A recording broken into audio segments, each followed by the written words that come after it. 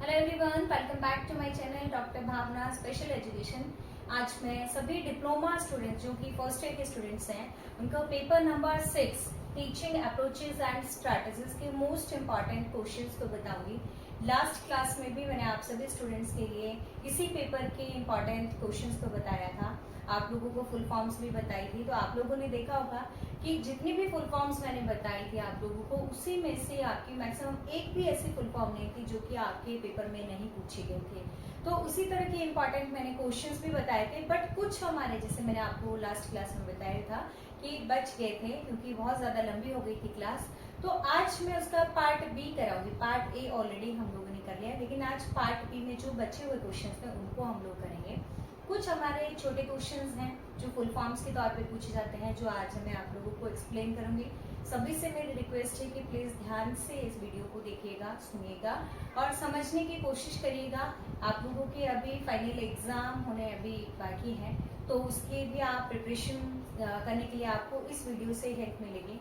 और बाकी कुछ स्टूडेंट्स की क्वेरी आ रही है बार बार, HI के स्टूडेंट्स हैं जो कह रहे हैं कि मैम हमारे लिए, या BA के स्टूडेंट्स हैं हमारे लिए भी वीडियोस को लेकर के आए, हमारे पेपर्स के जो भी मोस्ट इम्पॉर्टेंट क्वेश्चंस हैं उनको भी बताएं।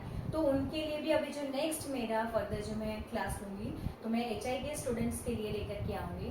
तो धीरे धीरे जो अदर डिसेबिलिटी में भी कोर्स कर रहे हैं उनके मैं सभी के ट्राई करूंगी कि उनको मैं मोस्ट इम्पॉर्टेंट क्वेश्चंस को सॉल्व करके बताऊं। तो स्टार्ट करते हैं आज की क्लास में हम लोग।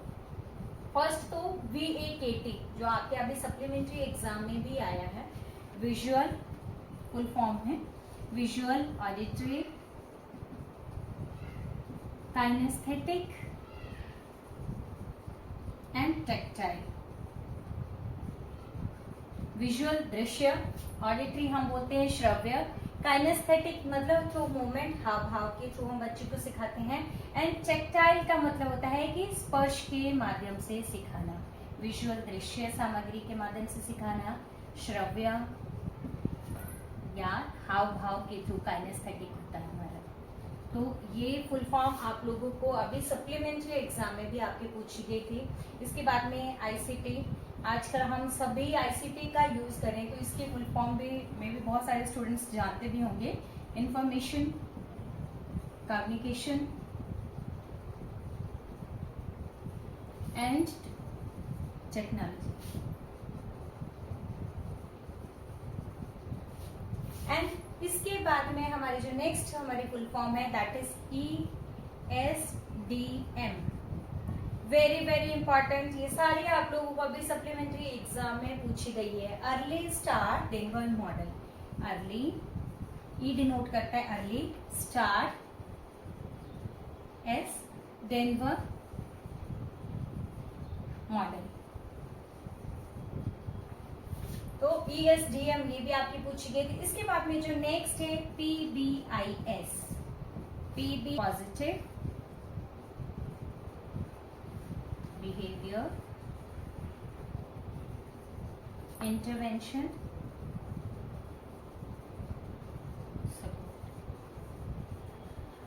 मतलब सकारात्मक व्यवहार, हस्तक्षेप, सपोर्ट अब लोग कहते हैं कि सहायता देना।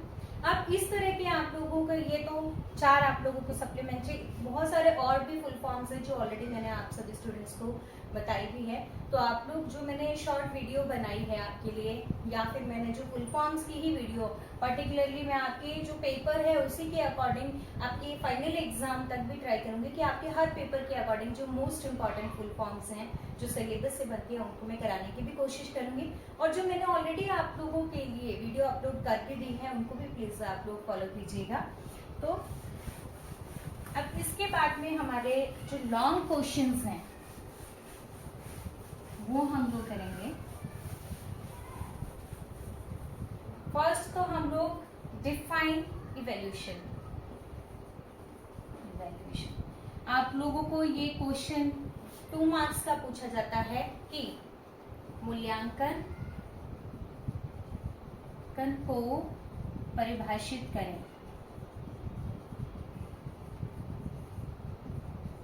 This is very important question, क्योंकि ये क्वेश्चन आपको 2-3 टाइप में पूछा जाता है। एक तो इवैल्यूएशन क्या है, मूल्यांकन क्या है, इसके टाइप्स है फॉर्मेटिव या सबमेटिव। उस तरह से भी पूछा जा सकता है आपको कि डिफाइन फॉर्मेटिव, क्योंकि आपकी जो लास्ट प्रीवियस पेपर देखोगे आप 2023 का, तो उसमें आप लोगों को पूछा गया था कि डिफाइन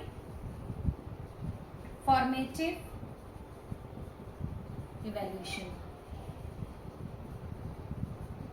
तो इस तरह से फॉर्मेटिव जैसे आप लोग जानते भी हैं कि औपचारिक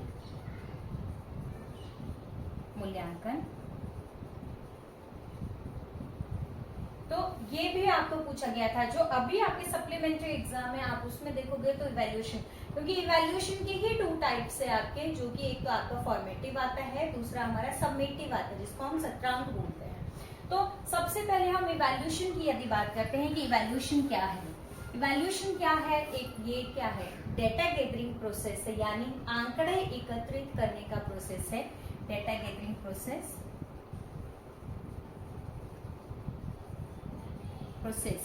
आंकड़े इसमें एकत्रित किए जाते हैं, किससे संबंधित, बच्चे की परफॉर्मेंस, प्रदर्शन से संबंधित, परफॉर्मेंस लेवल से रिलेटेड क्या एकत्रित किए जाते हैं, आंकड़े एकत्रित किए जाते हैं।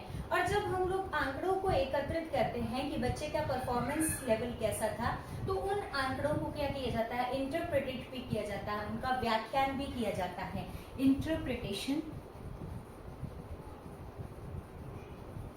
इंटरप्रिटेशन बोलते हैं हम लोग व्याख्या, कि उन आंकड़ों की क्या की जाती है, व्याख्या की जाती है और तुलना की जाती है।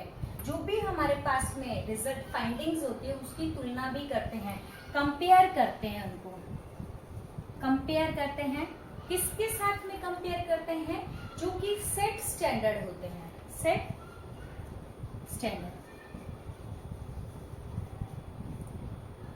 आपको मैंने इवैल्यूएशन के ऊपर एक पूरी वीडियो भी बनाई है, प्लीज आपको डिटेल में अगर समझना है तो वहां भी आप लोग उस वीडियो को भी फॉलो कर सकते हैं।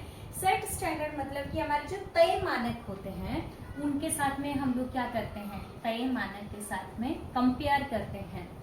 तो ये क्या है, सिंपल सी चीज है, it is a data gathering process, आंकड़े एकत्रित करने का प्रोसेस है, जो कि किससे संबंधित होता है, बच्चे के प्रदर्शन लेवल से, परफॉर्मेंस लेवल से संबंधित होता है। इसमें जो भी आंकड़े एकत्रित किए जाते हैं, फाइंडिंग्स होती है, उनको क्या किया जाता है, इंटरप्रेट किया जाता है, यानी व्याख्यान किया जाता है उसका, और कंपेयर किया जाता है उन आंकड़ों का किसके साथ में, जो सेट स्टैंडर्ड होते हैं उनके साथ में, तय मानक होते हैं। जैसे एग्जाम्पल मैं आप लोगों को दूं,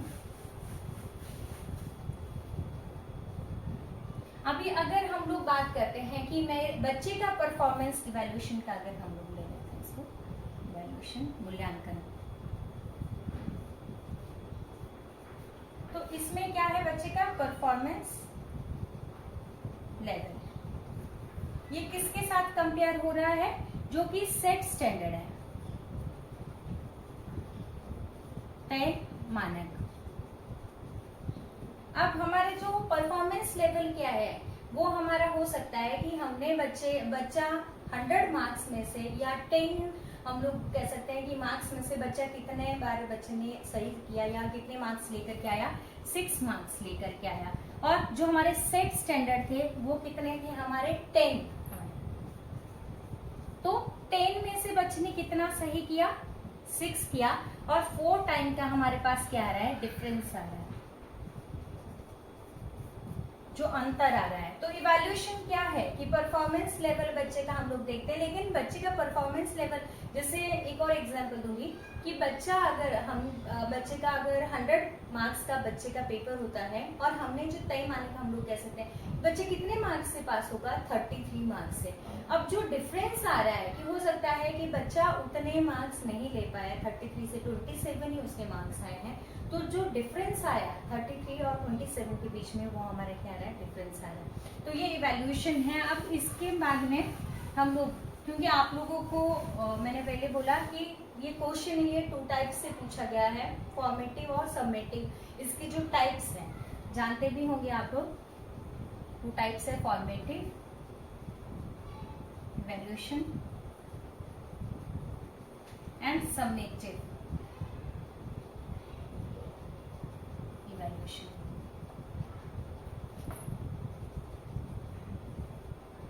औपचारिक मूल्यांकन, और समेटिव मतलब सत्रांक है। अब सिंपल सा डिफरेंस दोनों में बता दूं कि जो फॉर्मेटिव हम लोग बात करते हैं ये हमारे क्या रहता है, जैसे हम लोग बच्चे का performance level time to time check करते रहते हैं। जैसे मैंने बच्चे का वीकली टेस्ट लिया, डेली बेसिस पे टेस्ट ले रही हूँ, या वीकली टेस्ट ले रही हूँ, मंथली टेस्ट ले रही हूँ, या फिर मैंने ट्राइमेस्टर का बच्चे का हम लोग 6 मंथ हाफ ईयरली बच्चे का एग्जाम लिया। बच्चे को बार बार हम लोग क्या करते रहते हैं, मूल्यांकन करते रहते हैं, उसका परफॉर्मेंस लेवल को चेक करते रहते हैं। तो वो तो हमारा किस में आ रहा है, फॉर्मेटिव में आ रहा है। और समेटिव होता है सत्रांक, यानी कि जो in the end of year होता है, ओनली वन ही टाइम बच्चे का परफॉर्मेंस लेवल को जो है देखा जाता है। जैसे कई बार क्या होता है कि कहीं कॉलेजेस में या स्कूल लेवल में बच्चे के किसी भी प्रकार के मंथली टेस्ट नहीं लिए जाते हैं, वीकली टेस्ट नहीं लिए जाते हैं, एंड में फाइनल एग्जाम को ही लिए जाता है। तो अगर हम लोग बेटर देखते हैं तो फॉर्मेटिव वैल्यूएशन हमारा बेटर रहता है एज कम्पेयर टू समेटिव, क्योंकि इम्प्रूवमेंट के जो चांसेस होते हैं, सुधार के चांसेस हमारे फॉर्मेटिव में ज्यादा होते हैं। क्योंकि बच्चे ने, अगर हो सकता है कि मैंने आज क्लास टेस्ट ले लिया तो बच्चे ने कुछ गलतियां की, मैं उसको करेक्ट करने के लिए नेक्स्ट जब टेस्ट लूंगी तो उसमें बच्चे को बोलूंगी कि ये मिस्टेक्स थी, इसको इम्प्रूव करना। तो उससे बच्चे के क्या है, बच्चा उसको जब फाइनल एग्जाम देता है तो उस टाइम पे बच्चा बिल्कुल हम लोग कह सकते हैं कि सही तरीके से क्वेश्चन को अटेम्प्ट करेगा। लेकिन यहाँ पर जब बच्चे को उसकी गलतियों का ही पता नहीं होगा तो क्या रहते हैं, तो इम्प्रूवमेंट के चांसेस 0 के बराबर रहते हैं और परफॉर्मेंस लेवल भी कहीं ना कहीं डाउन जाता है। तो ये आप लोगों को एक क्वेश्चन पूछा जाता है, बाकी आप लोग नोट्स में भी देख सकते हैं। नेक्स्ट जो हमारा क्वेश्चन रहेगा वो है define MDPS tool.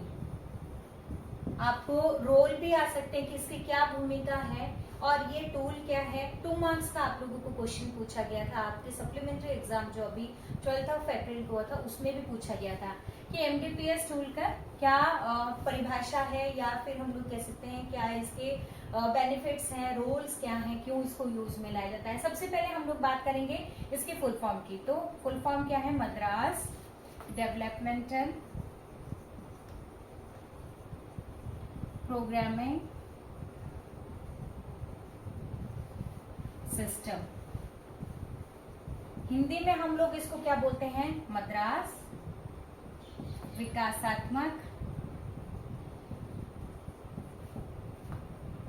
Programming system. इसको 1975 में इसको दिया गया है, 1975 में। और किसने इसको दिया, एक तो वी विमला ने,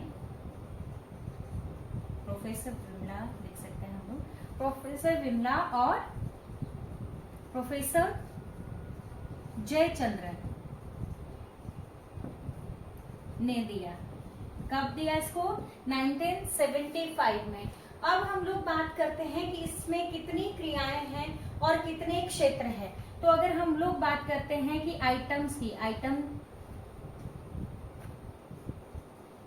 जिसको हम हिंदी में कहते हैं क्रियाएं, तो टोटल इसमें जो हम लोग एक एरिया की अगर बात करते हैं तो 20, हर एरिया में कितनी रहेंगी, 20 आइटम्स हैं। और इसके बाद में डोमेन्स या फिर एरियाज जिसको हम लोग हिंदी में कहते हैं क्षेत्र, तो क्षेत्र कितने रहेंगे, 18। मतलब इसमें टोटल 18 क्षेत्र है, जिसमें personal, social, academic, recreational, communication, domestic है, ये सारे इस तरह के, मनी, टाइम, ये सारे कितने मिला करके हो रहे हैं, हमारे 18 रहे हैं। तो अगर हम लोग बात करते हैं कि 18 into 20, क्योंकि मैंने क्या बोला था आपको कि हर एरिया में 18 एरिया है, तो हर एरिया में कितनी आइटम्स रहेंगी, हमारी 20 है। तो जो कुल मिलाकर के हमारी कितनी बन रही है, 360 बन रही है। तो 360 टोटल क्रियाएं रहेगी 18 डोमेन्स में, अगर हम लोग बात करते हैं हर एरिया में 20 है। तो सिंपल सी चीज है कि ये क्या है, असेसमेंट टूल है। इसके माध्यम से हम लोग क्या करते हैं, जो भी हमारे दिव्यांग बच्चे हैं उनका असेसमेंट करते हैं, आंकलन करते हैं कि उनका करंट लेवल क्या है, यानी वर्तमान स्थिति क्या है, किस तरह से हम लोग उनके लिए अप्रोप्रिएट गोल्स को सेलेक्ट करते हैं। वो सारी चीजें इसके माध्यम से हम लोग कह सकते हैं कि हमारी क्लियर होती है इस MDPS टूल के माध्यम से। ये क्या है, एक स्टैंडर्डाइज्ड टूल है, स्टैंडर्डाइज्ड यानी कि मानकीकृत है। मानकीकृत टूल है। तो 2 मार्क्स का आपके लिए इनफ रहेगा। फिर भी अगर आपको डिटेल में चाहिए होगा तो नोट्स में मैंने टेलीग्राम चैनल पर नोट्स भेजे हैं, उसमें जाकर के आप लोग देख सकते हैं। अब हमारा MTPS टूल के बाद में जो नेक्स्ट हमारा क्वेश्चन है, आप लोगों को अभी पूछा गया था सप्लीमेंट्री एग्जाम में भी, और जो लास्ट आपके 5 इयर्स में बार बार रिपीट होता जा रहा है, वो है हमारा कि right a short note on multi disciplinary, right a short note on multidisciplinary team। इस पर भी मैंने ऑलरेडी एक वीडियो बना दी है, अगर आप लोग ध्यान से देखोगे मैंने उस आपके जितने भी इम्पोर्टेंट टॉपिक्स थे उसके रिलेटेड मैंने आप लोगों के लिए एक पूरा वीडियोस को मैंने कलेक्ट करके आप लोगों के लिए पूरा बना दिया गया है, तो आप देख सकते हैं। मल्टी डिसिप्लिनरी टीम, अब हम लोग बात करते हैं कि multi disciplinary team for training of IDD students, for training of IDD students हम लोग देख सकते हैं, जो कि इंटेलेक्चुअल डिसेबिलिटी।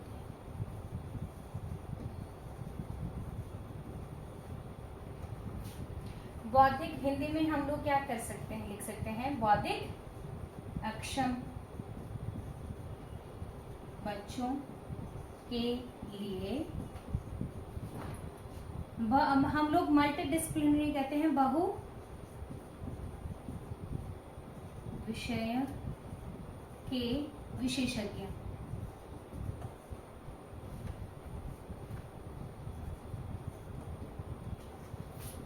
टेन पर एक नोट लिखें।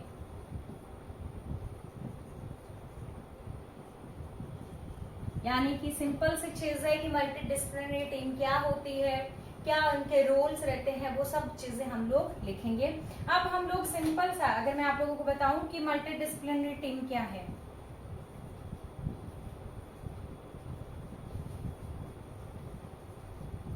बहु विषयों के विशेषज्ञ। मल्टी डिसिप्लिनरी टीम को हिंदी में क्या बोलते हैं, बहु विषयों के विशेषज्ञ। यानी कि हम लोग अगर IDD स्टूडेंट्स की बात करते हैं, जो बौद्धिक अक्षम बच्चे थे, उनको पढ़ाने के लिए खाली एक टीचर से काम नहीं चलता। यानी हम लोग बात करते हैं कि स्पेशल एजुकेटर सब बच्चों को थेरेपिस्ट भी दे देगा, उनकी हर तरह की नीड्स को फुलफिल करेगा, तो इट्स नॉट पॉसिबल। इसके लिए एक टीम का काम करना बहुत जरूरी रहता है, जिसको हम लोग बोलते हैं मल्टी डिसिप्लिनरी टीम। यानी कि हर विषयों के विशेषज्ञ, जिसमें अगर हम लोग बात करते हैं, अगर एक स्पेशल एजुकेटर है, स्पेशल एजुकेटर है, तो इसके साथ में ऑक्यूपेशनल थेरेपिस्ट भी चाहिए होता है। ऑक्यूपेशनल थेरेपिस्ट, ऑक्यूपेशनल थेरेपिस्ट को हम लोग हिंदी में कहते हैं व्यवसाय चिकित्सक।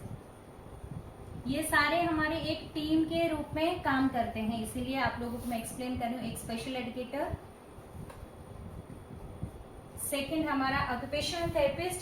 स्पेशल एजुकेटर हमारा क्या करता है, एकेडमिक नीड्स को या फिर हम लोग बच्चे को जो भी उसकी पर्सनल नीड्स होती है उसको फुलफिल करता है, IEP तैयार करता है स्पेशल एजुकेटर। ऑक्यूपेशनल थेरेपिस्ट है, ऑक्यूपेशनल थेरेपिस्ट का काम रहता है जो सूक्ष्म क्रियाएं होती है उनको करवाने, यानी कि फाइन मोटर स्किल को डेवलप करता है। बच्चे के अगर स्पास्टिसिटी है या CP बच्चे हैं तो उनको थेरेपिस्ट को देता है। इसके बाद में जो तीसरा हमारा आता है फिजियोथेरेपिस्ट। फिजियोथेरेपिस्ट जिसको हम लोग भौतिक चिकित्सक कहते हैं, भौतिक चिकित्सक। एंड ST स्पीच थेरेपिस्ट,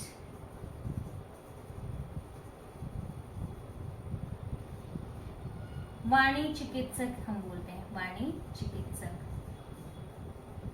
किसी बच्चे को अगर स्पीच रिलेटेड प्रॉब्लम है, किसी की स्पीच अगर डेवलप नहीं होती है, ID बच्चों में मैक्सिमम हम लोग अगर देखते हैं तो उनको स्पेशल एजुकेशन सर्विसेज की भी जरूरत रहती है, ऑक्यूपेशनल की भी रहती है, फिजियोथेरेपी की भी जरूरत रहती है।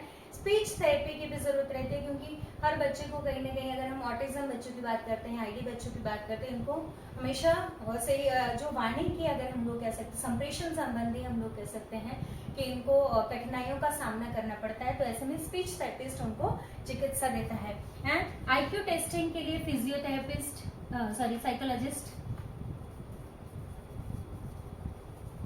साइकोलॉजिस्ट जिसको हम मनोवैज्ञानिक कहते हैं,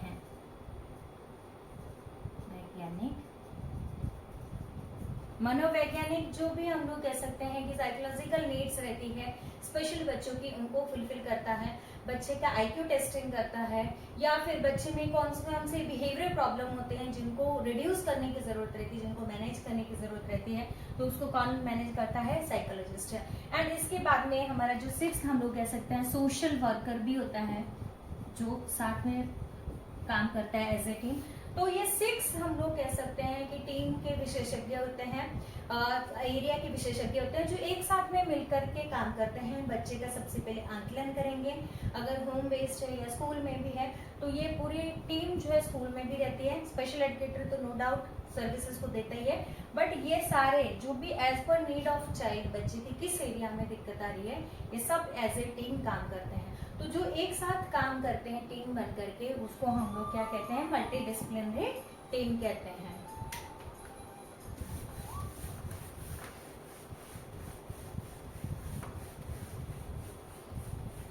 हमारा क्वेश्चन है वो है डिफाइन चैलेंजिंग बिहेवियर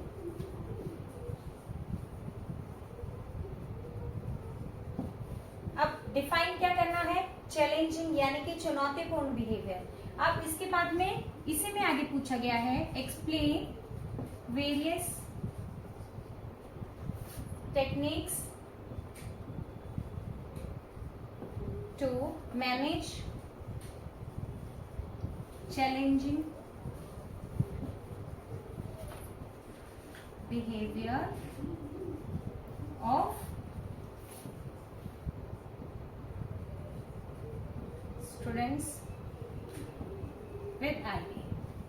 यानी कि स्पेशल बच्चों में हो सकता है, एएसडी में भी पूछा जाए, ऑटिज्म स्पेक्ट्रम डिसऑर्डर, या फिर आईडी के भी स्टूडेंट्स, क्योंकि जो चैलेंजिंग बिहेवियर है, चुनौतीपूर्ण व्यवहार होते हैं, वो जरूरी नहीं है कि हमारे जो आईडी स्टूडेंट्स हैं उनमें ही पाए जाते हैं। एएसडी स्टूडेंट्स होते हैं, जो ऑटिज्म से ग्रसित बच्चे होते हैं, उनमें भी पाए जाते हैं, नॉर्मल बच्चों में भी पाए जाते हैं। तो आपको जहां भी चैलेंजिंग बिहेवियर अगर पूछा जाता है, ये पूछा भी गया क्वेश्चन, इसीलिए मैंने आप लोगों को लिया है, मोस्ट इंपॉर्टेंट है।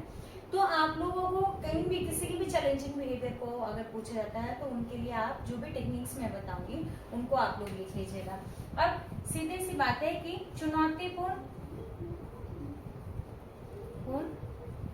व्यवहार को परिभाषित करें। क्वेश्चन कैसे पूछा गया था? करें।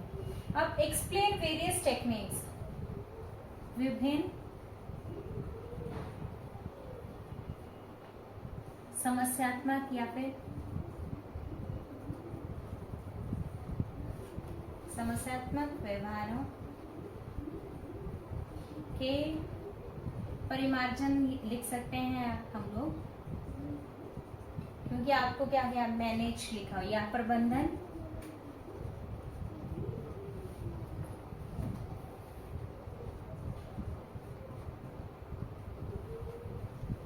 विभिन्न तकनीकों को संक्षेप में बताएं।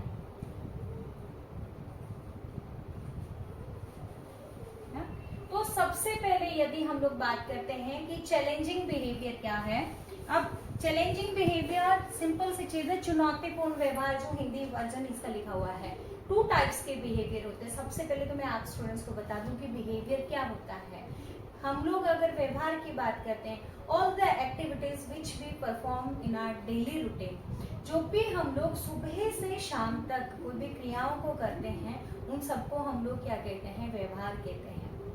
व्यवहार ऑब्जर्वेबल भी होता है, मेजरेबल भी होता है। हम लोग एक और डेफिनेशन दे सकते हैं, all the measurable and observable activities which we perform in our whole day, that we call behaviour, जो सुबह से शाम तक हम लोग क्रियाओं को करते हैं, जो ऑब्जर्वेबल भी होती है और मेजरेबल भी होती है, उनको हम लोग क्या कहते हैं, व्यवहार कहते हैं।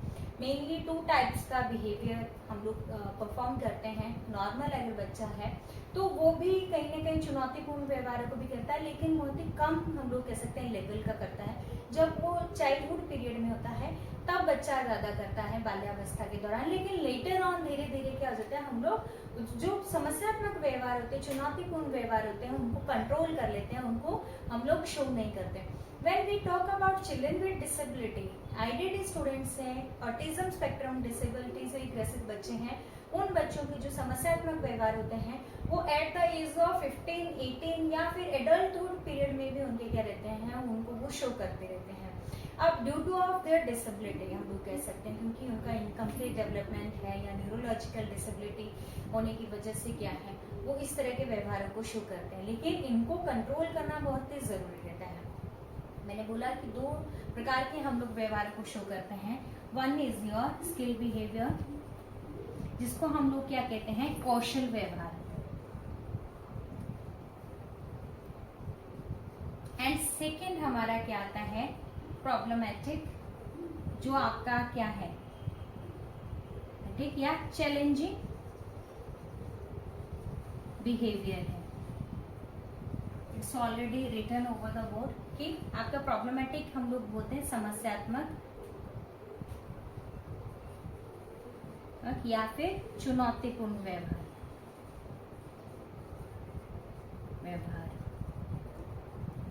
अब हमारा स्किल व्यवहार हम लोग बात कर रहे हैं कि कौशल व्यवहार। कौशल व्यवहार जैसे मैंने बोला कि सुबह शाम तक हम लोग परफॉर्म करते हैं क्रियाएं, जो ADL होती है, एक्टिविटी ऑफ डेली लिविंग, यानी कि दैनिक जीवन के क्रियाकलाप, जिसमें हमारा खाना पीना, सोना, पढ़ना, सारी चीजें आते हैं जो भी हम परफॉर्म करते हैं। तो ये कौशल व्यवहार नॉर्मली क्या है, जो नॉर्मल बच्चे हैं वो क्या करते हैं, इमिटेट कर लेते हैं, नकल करते हुए सीख जाते हैं, लेकिन जो हमारे दिव्यांग बच्चे होते हैं वो इमिटेट नहीं कर पाते हैं, नकल नहीं करते हैं और खुद से परफॉर्म करने में उनको दिक्कत होती है। लेकिन इसी के साथ ही साथ अगर हम लोग प्रॉब्लमेटिक बिहेवियर की बात करते हैं, तो जो समस्यात्मक व्यवहार होते हैं, जैसे मैंने आप लोगों को बोला, जो नॉर्मल अगर हम लोग बच्चों की बात करते हैं तो चाइल्डिश हम अगर बिहेवियर की बात करते हैं, चाइल्डहुड पीरियड में उसको वो करते हैं, बचपन बाल्यावस्था में उसको परफॉर्म करते हैं, धीरे धीरे वो कम कर देते हैं। लेकिन जो दिव्यांग बच्चे होते हैं वो लेटर ऑन हम लोग कह सकते हैं स्टेज पे भी उसको परफॉर्म करें। तो ऐसे स्थिति में हमें जो समस्यात्मक व्यवहार होते हैं या चुनौतीपूर्ण व्यवहार होते हैं, उनको कम करने की हमारी क्या रहती है, आवश्यकता रहती है। कौन कौन से बिहेवियर होते हैं, थोड़ा सा मैं ओवरव्यू दूंगी आप लोगों को, जिसमें हमारा सेल्फ डिस्ट्रक्टिव, तो हम लोग कह सकते हैं कि सेल्फ इंजरियस बिहेवियर है या डिस्ट्रक्टिव बिहेवियर है। सेल्फ इंजरियस मतलब खुद को मारना, डिस्ट्रक्टिव बिहेवियर मतलब तोड़ फोड़ करना, या इसके अलावा ऑड बिहेवियर, अनोखा व्यवहार की खुद से ही बातें करना, एकांत में जोर जोर से चिल्लाना, इस तरह के व्यवहार को करते हैं। अदर इंजरियस बिहेवियर करते हैं कि दूसरे को हार्म करना, नुकसान पहुंचा देना। रिबेलियस बिहेवियर करते हैं कि बॉडी को अपने वो हिलाते रहते हैं, रॉकिंग बॉडी हम लोग कह सकते हैं। तो इस तरह के कुछ व्यवहार जो मैं आप लोगों को बता रही हूँ, लेकिन इसके एक्स्ट्रा भी बहुत ज़्यादा प्रॉब्लमेटिक बिहेवियर रहते हैं, जो एक चैलेंज बन जाते हैं पेरेंट्स एज वेल एज जो हमारे स्पेशल एजुकेटर हैं उनको। तो अब हम लोग अगर बात करते हैं, तो आपको पता लग गया कि प्रॉब्लमेटिक बिहेवियर्स कौन से होते हैं, कि टेक्निक्स कौन कौन सी है जिसका हम लोग यूज करते हैं। आप सभी स्टूडेंट्स को एक चीज क्लियर कर दूं कि ऑलरेडी मैंने इसके ऊपर भी वीडियो बनाई हुई है, प्रॉब्लमेटिक बिहेवियर, जिसमें रेनफोर्समेंट टेक्निक्स है उनका भी यूज किया है। इसी के साथ ही साथ पनिशमेंट टेक्निक्स हैं उसके बारे में बताया है। तो आप लोगों के लिए प्लेलिस्ट भी मैंने बना दी है, जितने भी आपके इंपॉर्टेंट टॉपिक्स हैं, तो आप लोग प्लेलिस्ट आप लोग को चैनल पे जाकर के, टेलीग्राम चैनल पे भी मैंने शेयर किया है, वहाँ पे जाकर के आप लोग देख सकते हैं। टेक्निक्स की हम लोग बात करते हैं तो सबसे पहले हमारे कौन से टेक्निक्स आते हैं, रिस्ट्रक्चरिंग एनवायरनमेंट,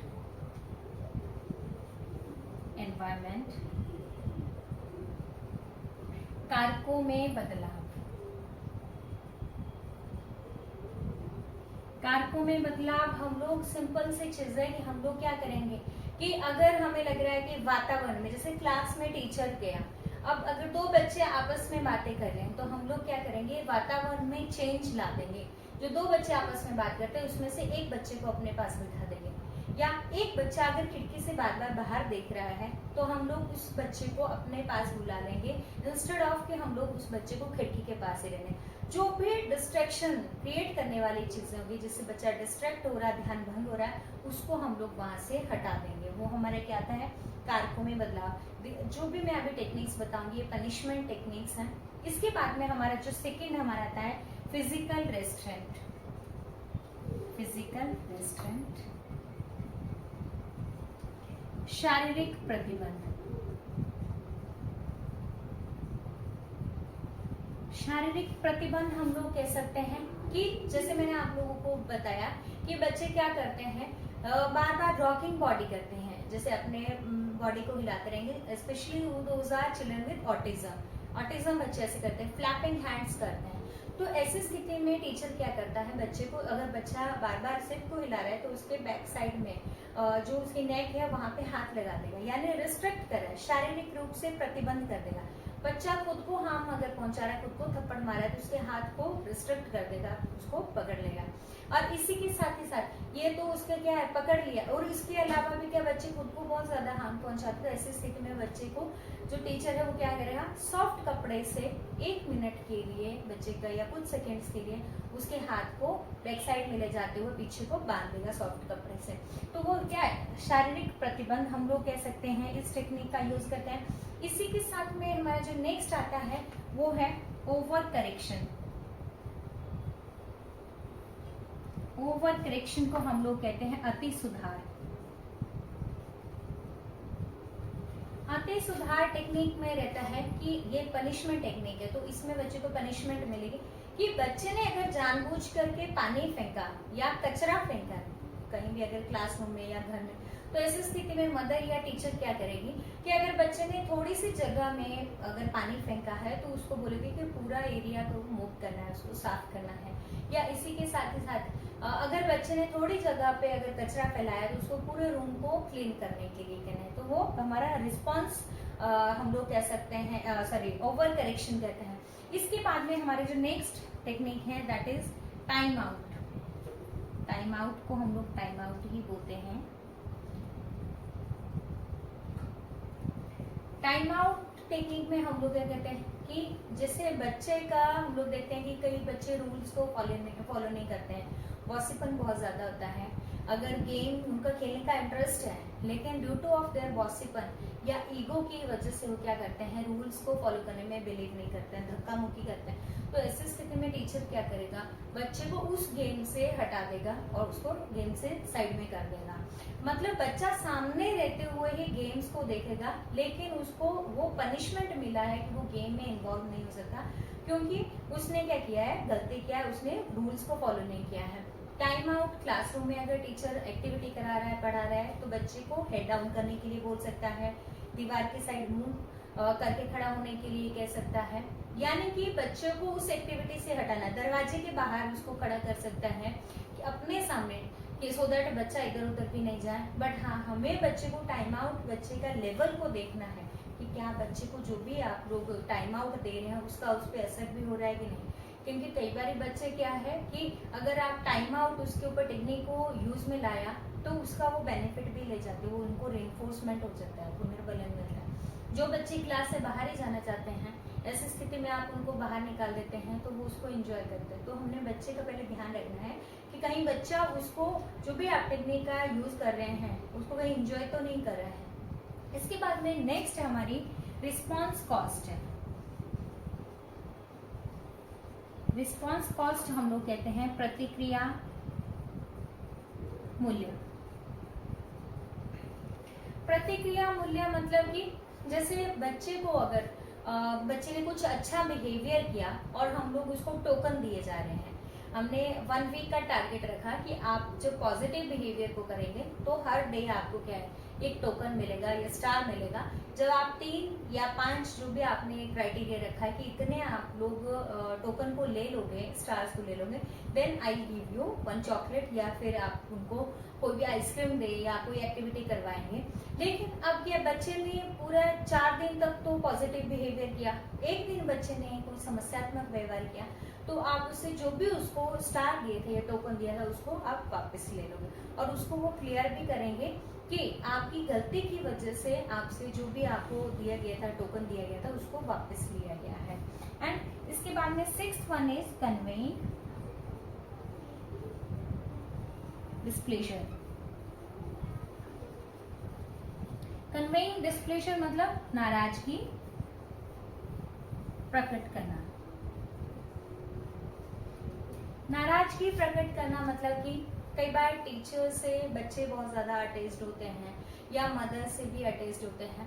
बच्चा कोई भी समस्यात्मक व्यवहार करे, अगर मार्केट में गया है, क्लासरूम में बच्चे ने अगर कोई समस्यात्मक व्यवहार किया तो टीचर उसको घूर करके देख लेगी या नाराजगी प्रकट करेगी, उससे बात नहीं करेगी, और बच्चा खुद ब खुद उसको फील करता है कि मेरी टीचर क्यों नाराज है या मदर क्यों नाराज है। तो आप लोग मतलब इस टेक्निक का भी यूज कर सकते हैं सो दैट बच्चा जो भी चुनौतीपूर्ण व्यवहार कर रहा है उसको कम करे। ये these all are the punishment techniques. इसके अलावा कुछ हमारे हम लोग कह सकते हैं नॉन पनिशमेंट टेक्निक्स भी है, जिसको हम लोग डिफरेंशियल रिवॉर्ड या डिफरेंशियल रेनफोर्समेंट टेक्निक्स के नाम से भी जानते हैं। डिफरेंशियल रेनफोर्समेंट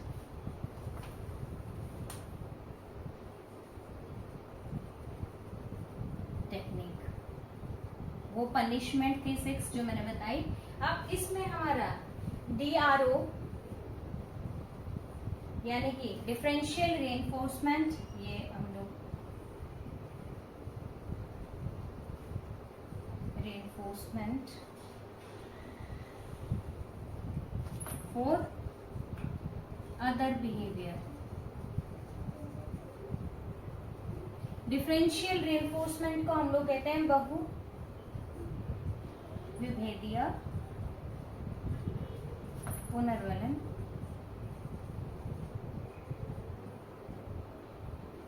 तकनीक। किसके लिए? अन्य व्यवहार के लिए।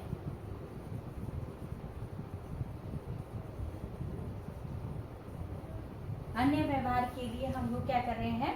डिफरेंशियल रेनफोर्समेंट का यूज करें।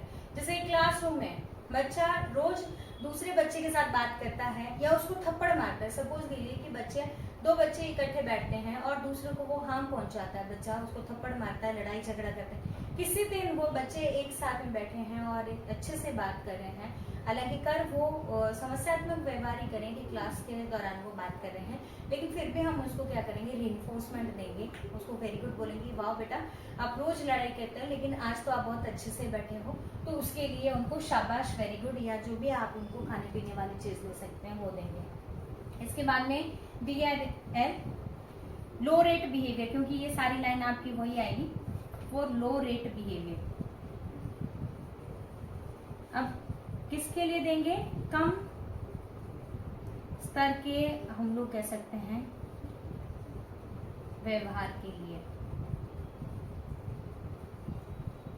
डिफरेंशियल रेनफोर्समेंट को DRE कर रही हूं मैं इसमें, डिफरेंशियल रेनफोर्समेंट को लो रेट बिहेवियर। लो रेट बिहेवियर मतलब कि क्लासरूम में अगर बच्चा 8 से 10 बार ही बोल देता है कि ma'am may I go to toilet, ma'am may I go to toilet, अब बच्चा अटेंशन सीकिंग बिहेवियर कर रहा है, टीचर को पता है। अब हो सकता है कि किसी दिन बच्चे ने ओनली 2 टाइम ही बोला कि मैम मुझे बाहर जाना है, टॉयलेट जाना है, तो ऐसी स्थिति में टीचर बच्चे को बोल सकते हैं कि वाह वेरी गुड, आज तो आप बहुत अच्छे से क्लासरूम में बैठे हैं, तो उसके लिए भी उसको रेनफोर्समेंट देंगे, पुनर्बलन, यानी कि बच्चे को पुनर्बलन को वो प्रोवाइड करेंगे। DRA अल्टरनेटिव बिहेवियर हम लोग कह सकते हैं। रेनफोर्समेंट किसके लिए देना है? फॉर अल्टरनेटिव बिहेवियर, वैकल्पिक व्यवहार के लिए पुनर्बलन, यानी कि बच्चे को किसके लिए अभी दिया जाएगा? जो भी हम लोग कह सकते हैं कि कोई भी अल्टरनेटिव उसको व्यवहार करने के लिए दिया जाएगा, या बच्चा कोई भी दूसरा व्यवहार कर रहा है तो ऐसी स्थिति में बच्चे को क्या है? वैकल्पिक कोई व्यवहार कर रहा है तो उसको गुड या वेरी गुड बोलेंगे।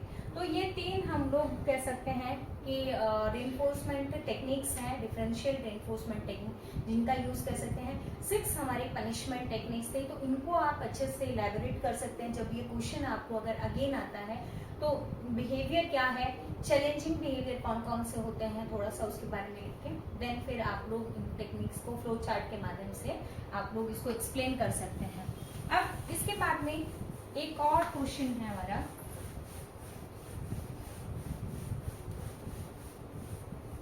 टीचिंग स्ट्रैटेजीज है। सिंपल सी चीज है, explain different types of teaching strategies, explain different types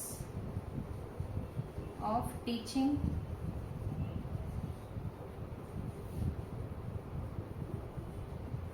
इस पर भी मैंने ऑलरेडी डिटेल में वीडियो बनाया है। अब for teaching reading, for teaching reading and writing, reading भी हो सकता है, राइटिंग भी हो सकता है विथ स्पेसिफिक SLD कर रही हूँ, स्पेसिफिक लर्निंग डिसेबिलिटी, आपको पता भी है सबको, स्पेसिफिक लर्निंग डिसेबिलिटी यानी अधिगम अक्षमता वाले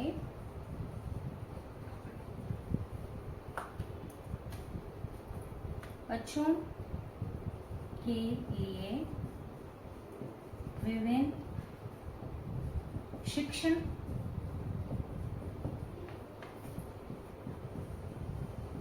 रणनीतियों का वर्णन कीजिए।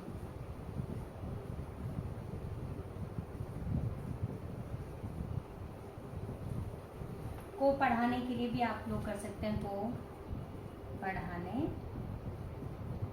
के लिए विभिन्न शिक्षण रणनीतियों का वर्णन कीजिए। आप लोगों को क्वेश्चन पूछा गया है कि आपको क्या करना है, explain different types of teaching strategies. जहाँ टीचिंग स्ट्रैटेजीज आएगा वहाँ पे आप लोग कुछ, मैं टीचिंग स्ट्रैटेजीज आप लोगों को बताऊंगी, उनको एक्सप्लेन करना है। Whether children with learning disability आया है या ऑटिज्म स्पेक्ट्रम डिसऑर्डर, जो ऑटिज्म से ग्रसित बच्चे हैं उनके लिए आया है। तो जो भी टेक्निक्स को मैं बताऊंगी उनको आप लोगों को लिखना रहेगा। ये क्वेश्चन भी आप लोगों को अभी सप्लीमेंट्री एग्जाम जो 12 अप्रैल को हुआ उसमें आप लोगों को पूछा गया था। अब हम लोग इसमें अगर बात करते हैं कौन कौन सी टेक्निक्स हैं, तो टीचिंग स्ट्रेटेजी, अगेन मैं थोड़ा सा हेडिंग डालूं, शिक्षण रणनीतियां कौन कौन सी हैं। एक तो टास्क एनालिसिस,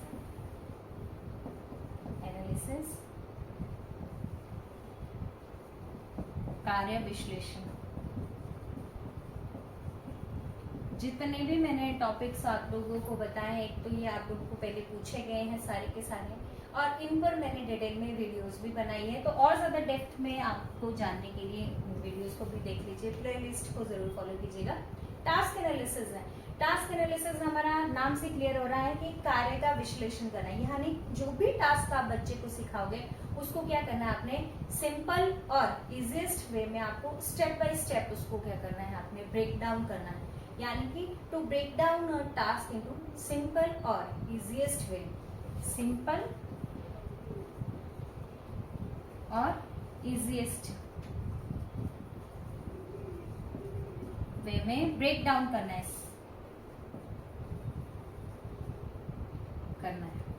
यानी छोटे छोटे भागों में सरल और हम लोग कह सकते हैं कि आसान तरीके से जो टास्क है उसको छोटे छोटे भागों में बांटना, क्या हमारा कार्य विश्लेषण है। जैसे मैंने बच्चे को अगर ब्रशिंग करना सिखाना है तो ब्रशिंग के क्या क्या स्टेप्स रहते हैं इजिस्ट में। सबसे पहले बच्चा बेसिन के पास जाएगा, ब्रश को उठाएगा, ब्रश को वेट करेगा, गीला करेगा, ब्रश के ऊपर पेस्ट को अप्लाई करेगा, पेस्ट को अप्लाई करने के बाद में ब्रश को अपने टीथ के सामने लेकर के आएगा, फ्रंट के टीथ को साफ करेगा, साइड के टीथ को साफ करेगा, फिर उसको क्लीन करके उसको वापस प्रॉपर प्लेस पे रखेगा। इस तरह से आप बच्चे के लेवल पर जाते हुए छोटे छोटे भागों में उस टास्क को डिवाइड करोगे। वो तो हमारा क्या हो गया, टास्क एनालिसिस है। अब टास्क एनालिसिस के बाद में सेकंड हमारा आता है प्रॉम्प्टिंग। प्रॉम्प्टिंग होता है सहायता देना कि जब भी हम बच्चे को कोई भी टास्क को सिखा रहे हैं तो बच्चे को जब भी as per need of child बच्चे को सहायता भी देंगे। जैसे किसी को अगर हमें लग रहा है, प्रॉम्प्टिंग पे भी मैंने डिटेल में आप लोगों को बताया है, सहायता to provide assistance to the child, कि हम बच्चे को जैसे डिफरेंट टाइप से हम बच्चे को सहायता दे सकते हैं। वर्बल प्रॉम्प्टिंग है, फिजिकल प्रॉम्प्टिंग है, जेस्चर प्रॉम्प्टिंग है, क्लूइंग है, यानी कि वर्बल शाब्दिक तौर से हम बच्चे को सहायता दे रहे हैं। कहीं बच्चा अगर अटक रहा है, कहीं बच्चे को लग रहा है कि इंस्ट्रक्शंस की जरूरत है तो उसको हम निर्देश देंगे। बच्चे को फिजिकल, अगर बच्चा पेन को होल्ड नहीं कर पा रहा है, बार बार उसके हाथ से पेन छूट रहा है, तो उसके हम हाथ पे हाथ रखते हुए उसके बच्चे को शारीरिक रूप से सहायता देंगे। क्लूइंग यानी कि हम बच्चे को क्लू देंगे। जैसे बच्चा अगर सपोज कीजिए कि भूल रहा है, तो बच्चे को अगर हमने पूछना है एप्पल क्या है तो हम अ बोल देंगे, या फिर हम सेब बोल रहे हैं तो स बोल देंगे, सो दैट बच्चा उसको कंप्लीट सेंटेंस को बोले। तो ये तो हमारी क्या है, सहायता है। ये बच्चे के हम आवश्यकता के अनुसार ही देते हैं। अब इसके बाद में नेक्स्ट हमारा आता है शेपिंग। शेपिंग, अब शेपिंग को डोंट थिंक कि शेपिंग लिखा है तो शेपिंग किसी घड़े को आकार देना है।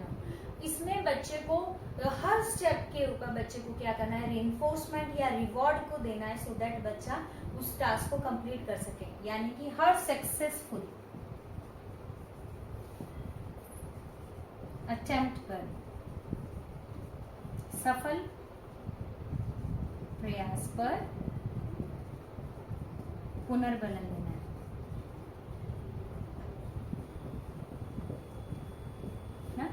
एवरी सक्सेसिव अटेम्प्ट पर हम बच्चे को क्या करेंगे, रिइंफोर्समेंट या रिवॉर्ड देंगे।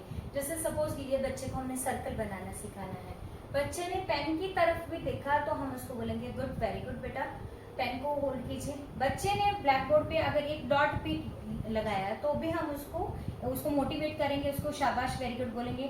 बच्चे ने थोड़ा सा कर्व लिया तो भी हम उसको गुड, वेरी गुड बोलेंगे। बच्चे ने हाफ सर्कल बनाया तो भी, और इसी तरह से बच्चा अगर फुल जब तक वो सर्कल को नहीं बनाता है तब तक हर सक्सेसिव अटेम्प्ट पे हम उसको गुड या वेरी गुड बोलेंगे। तो वो हमारी क्या है, शेपिंग टेक्निक आती है या टीचिंग स्ट्रेटेजी आती है, हम लोग कह सकते हैं। अब इसके बाद में जो नेक्स्ट हमारा रहता है वो चेनिंग।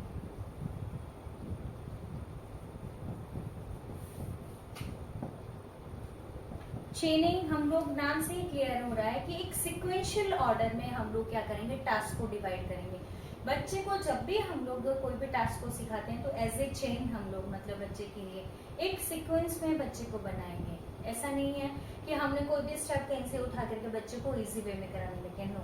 एक सीक्वेंस में हम लोग बच्चे के लिए हम लोग कह सकते हैं सिक्वेंशियल ऑर्डर में बच्चे के लिए टास्क को बांटते हैं, जिसमें बैकवर्ड और फॉरवर्ड चेनिंग दोनों टाइप्स की होती है। पूछा भी जाता है आप लोगों को।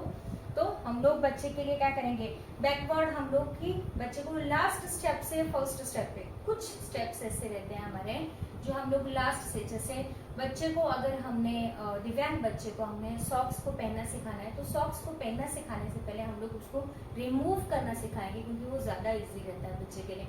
तो उसमें हम लोग स्टेप्स कहाँ से लेंगे कि बच्चे ने सबसे पहले पहनी हुई सॉक्स को होल्ड किया, उसको पकड़ा और नीचे की तरफ पुल डाउन किया, उसको वो एड़ी तक लेकर के आया, फिर टो तक लेके आया, इस तरह से उसको निकाला। तो वो हम लोग कह सकते हैं कि बैकवर्ड चेनिंग करें। फॉरवर्ड चेनिंग जो फर्स्ट स्टेप से लास्ट स्टेप तक होती है। तो इस तरह से बटनिंग करना सिखाने से पहले हम बच्चे को अनबटनिंग करना सिखाते हैं, यानी बटन को रिमूव करना सिखाते हैं। और फॉरवर्ड चेनिंग यानी कि जो फर्स्ट स्टेप से लास्ट स्टेप तक की जाती है हमारी। इसके बाद में रीइंफोर्समेंट है। रीइंफोर्समेंट भी आप लोगों को अभी भी पूछा गया है आपके सप्लीमेंट्री एग्जाम में, और ये बार बार पूछा भी जाता है कि रीइंफोर्समेंट क्या है। बच्चे को किसी भी कार्य को सिखाने के लिए हम लोग कह सकते हैं कि वो उसको अच्छे से कर सके, तो उसके लिए हम लोग क्या करते हैं, बच्चे को पुनर्बलन देते हैं, बच्चे को रिइंफोर्समेंट या रिवॉर्ड देते हैं, उसको गुड या वेरी गुड हम लोग देते हैं। उसको हम लोग क्या बोलते हैं, सिंपल सी चीज़ है, रिइंफोर्समेंट है हमारा, हम कि सो दैट बच्चा उसको अटेम्प्ट करे, जिसमें हम बच्चे को डिफरेंट टाइप से दे सकते हैं। बच्चे को ईटेबल थिंग्स, प्राइमरी हम लोग बोल सकते हैं, प्राइमरी मतलब जो प्राथमिक तौर से ईटेबल थिंग्स को हम बच्चे को खाने को दे सकते हैं, चॉकलेट है, बिस्किट है, या कोई और चीज़ हम खाने वाली जूस दे सकते हैं पीने के लिए बच्चे को। सोशल हम लोग बच्चे को कोई अगर सोशल में हमारे आते हैं रीइंफोर्समेंट की, बच्चे को गुड या वेरी गुड क्लैपिंग करना, इस तरह से हम बच्चे को बोल सकते हैं। एक्टिविटी हम रीइंफोर्समेंट दे सकते हैं जिसमें हम बच्चे को, अगर बच्चे को झूला झूलना पसंद है तो हम झूला झूलाएंगे बच्चे को, या कहीं गार्डन में जाना पसंद है तो हम लोग उस तरह से बच्चे को रीइंफोर्समेंट देते हैं।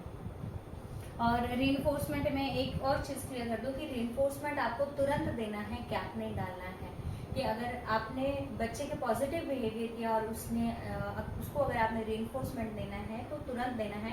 ऐसा नहीं है कि 10 मिनट बाद बच्चे ने कोई समस्यात्मक व्यवहार कर दिया और देन आपने उसको गुड या वेरी गुड बोला, तो उससे क्या होगा, बच्चा गलत व्यवहार को सीखना शुरू कर देगा, या उसको लगेगा कि मुझे हर गलत व्यवहार करने पर चॉकलेट या टॉफी मिलता है। अब इसके बाद में नेक्स्ट हमारा आता है फेडिंग।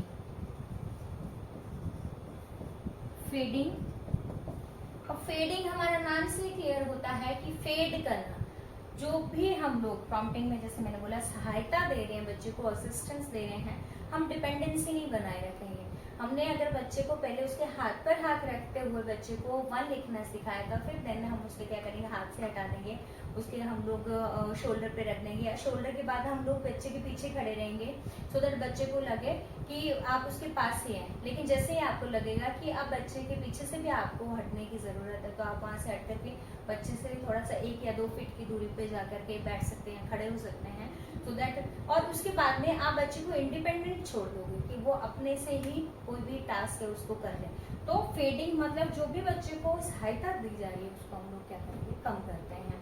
तो कुछ ये क्वेश्चंस थे जो मुझे लगा कि आप लोगों को बताने ज़रूरी है। सो आई होप आप लोगों को ये क्वेश्चंस क्लियर भी होंगे। किसी भी तरह के डाउट है तो प्लीज़ आप लोग कमेंट सेक्शन में जाकर के बता सकते हैं। So thank you so much and keep watching my videos.